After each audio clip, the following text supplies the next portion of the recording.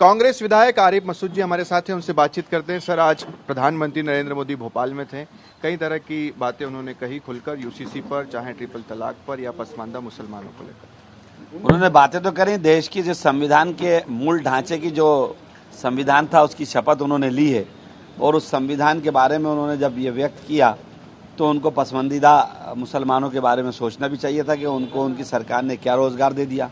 और common civil कल भी एक्सेप्टेबल नहीं था और आज भी एक्सेप्टेबल नहीं है, और वो इसलिए नहीं है कि ये देश की पहचान बड़ी अलग है। और सीधी बात है, जब बाबा साहब के संविधान पर अंग्रेजों से लड़ते हुए उस टाइम के फ्रीडम फाइटर्स ने एक राय देकर उस संविधान पर मोहर लगा दी, तो मैं नहीं समझता कि उसको किसी को बदलने की आवश्यकता है और ना उसमें कोई कमी है। मगर उन्होंने तो सुप्रीम कोर्ट का हवाला दिया और साथ ही साथ ये भी कहा कि विपक्ष जो है वो मुसलमानों को भ्रमित करने का काम कर रहा है इस पूरे कानून पर। नहीं, मुसलमान का इसमें कालम ही नहीं है, ये तो ये इस तरफ हताशा का इनका प्रश्न है, ये हताशा वाला है जो मुसलमानों की तरफ खींच रहे हैं।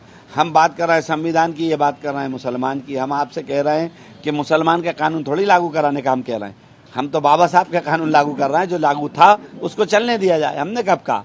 और सुप्रीम कोर्ट ने ये कहा है कि इस पर कोशिश करना चाहिए, तो ठीक है, लॉ कमीशन ने मांगा, लॉ कमीशन को सजेशन जाएंगे, फिर जो निर्णय होगा उस पर देखा जाए। दूसरा, ट्रिपल तलाक को लेकर भी कहा उन्होंने कि मुस्लिम महिलाओं पर एक तरह से जुल्म किया जा रहा था ट्रिपल तलाक के जरिए। ट्रिपल तलाक का बहुत बड़ा शोषेबा किया गया था, फायदा क्या हुआ वो गिना दे, तो हमें लगेगा कि इन्होंने ट्रिपल तलाक का कानून लिया तो उसका फायदा ये हुआ, वो फायदा तो नहीं गिनाया।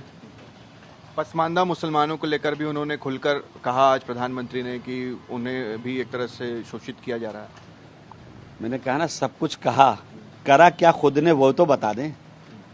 कहने का काम तो हम लोगों का, हम विपक्ष में बैठे, उनका काम तो करने का, वो सरकार में बैठे।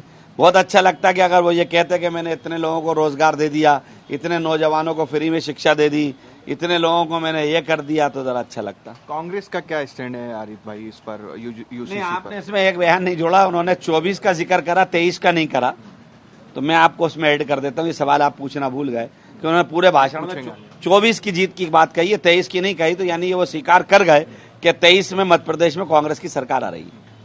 दूसरा, इसी पर सवाल पर मैं आगे आ ही रहा था कि प्रधानमंत्री नरेंद्र मोदी भोपाल ही क्यों आए, इतने राज्यों में चुनाव होना है, क्या लगता है सबसे ज्यादा डर क्या भोपाल में है या मध्य प्रदेश में है, इस कारण से इसे चुना? नहीं, मध्य प्रदेश में तो नहीं, लेकिन मैं ये कहूँगा कि पूरे देश में इस टाइम प्रधानमंत्री के खिलाफ जो आक्रोश है वो दिख रहा है और वो सबको समझ में आ रहा है, इसीलिए बार बार रोड शो भी कैंसिल हो रहे हैं। नहीं, बीजेपी को कहीं ना कहीं डर लग रहा है थोड़ा, इसलिए प्रधानमंत्री जेपी नड्डा, अमित शाह सभी के दौरे यहाँ पर बन रहे हैं। सबके करा लें, जनता कमलनाथ जी और कांग्रेस को वोट देगी, ये तय। चलिए, हमारे साथ बातचीत कर रहे थे कांग्रेस विधायक आरिफ मसूद, जो कि स्पष्ट तौर पर कह रहे हैं कि ये देश संविधान से चलेगा। कैमरा पर्सन मुकेश के साथ शुभम गुप्ता, TV9 भारतवर्ष, भोपाल।